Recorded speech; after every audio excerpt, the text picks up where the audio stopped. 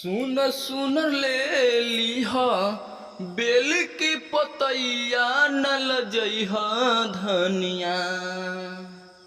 सुनर सुनर ले लीहा बेल के पतैया न लजइहा धनिया।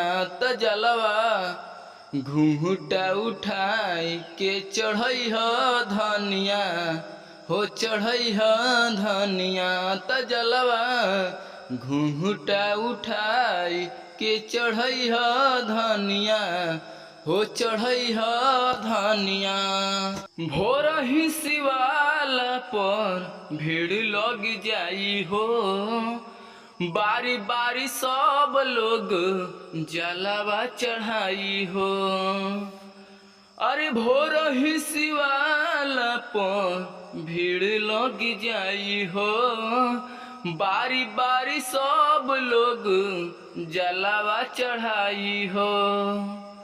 चाही जवन बाबा से, चाही जवन बाबा से जाई के अर्जी लगई ह धनिया हो लगई ह धनिया।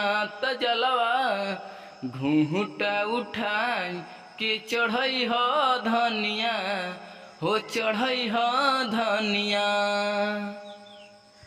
राज आशीष लक्ष्मण देखी ह न देखे ना, सुनर रूपवा तुहर देखी ह निरेखे ना। राज गौतम लक्ष्मण देखी ह न देखे ना, सुनर रूपवा तुहर देखी ह निरेखे ना। हो जाई शिकायत जाके मंदिर में रील न बनई ह धनिया हो बनई ह धनिया।